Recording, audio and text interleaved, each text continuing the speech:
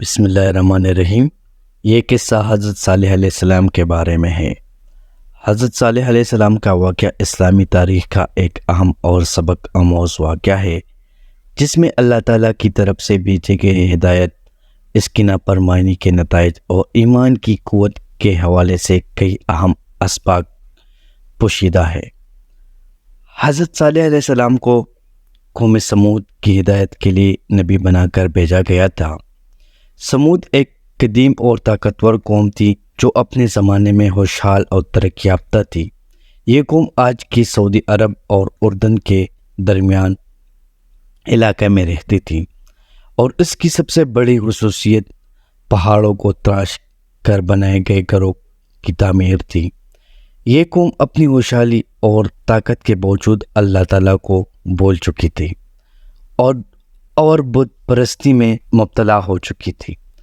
حضرت صالح علیہ السلام کو اللہ تعالیٰ نے ان کی ہدایت کے لیے نبی بنا کر بھیجا تھا، تاکہ وہ انہیں توحید یعنی ایک اللہ کی عبادت کی طرف واپس لائے اور انہیں بت پرستی سے روکے۔ قوم سمود کی خوشحالی اور بگاڑ۔ قوم سمود حضرت نوح علیہ السلام کی قوم عاد کی نسل سے تعلق رکھتی تھی، جنہیں حضرت ہود علیہ السلام نبی بنا کر بھیجا گیا تھا۔ قوم عاد کو بھی ان کی کفر اور سرکشی کی وجہ سے اللہ تعالیٰ کے عذاب کا سامنا کرنا پڑا تھا۔ حضرت صالح علیہ السلام کی قوم سمود کو ان سے زیادہ ترقی اور خوشحالی ملی تھی۔ یہ لوگ بڑے بڑے کھیتوں اور باغات کے مالک تھے اور ان کے پاس بے شمار مال و دولت تھی۔ قوم سمود کی خوشحالی نے انہیں تکبر میں مبتلا کر دیا تھا اور وہ بت پرستی کی گمراہی میں ڈوب چکے تھے۔ وہ پتھروں کے بت بناتے اور ان کی پوجا کرتے تھے، اور حضرت صالح علیہ السلام نے انہیں اللہ تعالیٰ کی عبادت کی دعوت دی۔ حضرت صالح علیہ السلام نے انہیں یاد دلایا کہ اللہ تعالیٰ ہی نے انہیں یہ سب نعمتیں دی ہے اور وہی واحد مستحق عبادت ہے۔ لیکن قوم سمود نے حضرت صالح علیہ السلام کی بات ماننے سے انکار کر دیا۔ حضرت صالح علیہ السلام کا پیغام۔ حضرت صالح علیہ السلام نے اپنی قوم کو ایک اللہ تعالیٰ کی عبادت کی دعوت دی اور انہیں بتوں کی پوجا چھوڑنے کا حکم دیا۔ آپ علیہ السلام نے انہیں اللہ تعالیٰ کی قدرت اور انعامات کا ذکر کرتے ہوئے بتایا کہ اللہ تعالیٰ نے انہیں زمین کے خزانے، کھیتی باڑی کی نعمت اور پہاڑوں میں گھر بنانے کی صلاحیت دی ہے، اس لیے انہیں صرف اللہ تعالیٰ کی عبادت کرنی چاہیے۔ قوم سمود نے حضرت صالح علیہ السلام کی دعوت کا انکار کیا اور آپ کا مذاق اڑانے لگے۔ انہوں نے کہا کہ اگر آپ واقعی اللہ کے نبی ہے تو ہمیں کوئی معجزہ دکھائے تاکہ ہم آپ کی بات مان سکے۔ قوم کے بڑے بڑے سرداروں نے حضرت صالح علیہ السلام کو چیلنج دیا کہ اگر آپ سچے ہیں تو اس پہاڑ کی چٹان سے ایک اونٹنی نکال کر دکھائیں۔ معجزاتی اونٹنی۔ حضرت صالح علیہ السلام نے اللہ تعالیٰ سے دعا کی اور اللہ تعالیٰ نے ان کی دعا قبول کی۔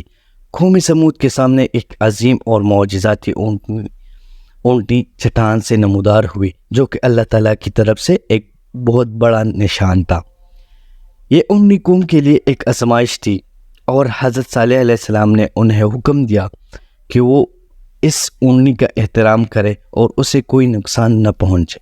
حضرت صالح علیہ السلام نے قوم کو بتایا کہ یہ اللہ تعالیٰ کی اونٹنی ہے اور اس کا حق ہے کہ وہ آزادانہ طور پر زمین پر چرے اور پانی پیے۔ اس کے بدلے میں قوم کو بھی پانی استعمال کرنے کی اجازت تھی، لیکن وہ دن کے ایک حصے میں اس اونٹنی کے لیے پانی چھوڑ دیتے۔ اونٹنی بہت زیادہ دودھ دیتی تھی، جو پوری قوم کے لیے کافی ہوتا تھا۔ قوم سمود کی سرکشی۔ ابتدا میں قوم سمود نے اونٹنی کا احترام کیا، لیکن وقت کے ساتھ ساتھ ان کے دلوں میں نفرت اور تکبر بڑھتا گیا۔ قوم کے بڑے بڑے سرداروں نے محسوس کیا کہ حضرت صالح علیہ السلام اور ان کی اونٹنی کے لیے خطرہ بن رہا ہے، اور انہوں نے اونٹنی کو قتل کرنے کا منصوبہ بنایا۔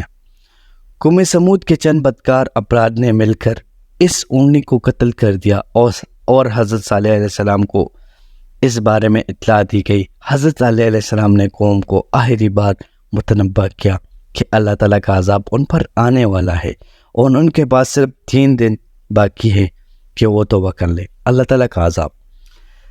حضرت صالح علیہ السلام کی وارننگ کے 3 دن بعد اللہ تعالیٰ کا عذاب قوم سمود پر نازل ہوا۔ قرآن مجید میں اس عذاب کا ذکر بطور زلزلہ اور زوردار آواز کے طور پر کیا گیا ہے، جس نے پوری قوم کو ہلاک کر دیا۔ زمین ہل گئی اور ایک خوفناک آواز نے انہیں موت کے گھاٹ اتار دیا۔ قوم سمود کا پورا علاقہ برباد ہو گیا اور ان کے شاندار گھر ویران پڑ گئے۔ حضرت صالح علیہ السلام اور ان کے چند ایمان والے ساتھی بچ گئے اور انہوں نے قوم سمود کو چھوڑ کر دوسری جگہ جا کر سکونت اختیار کی۔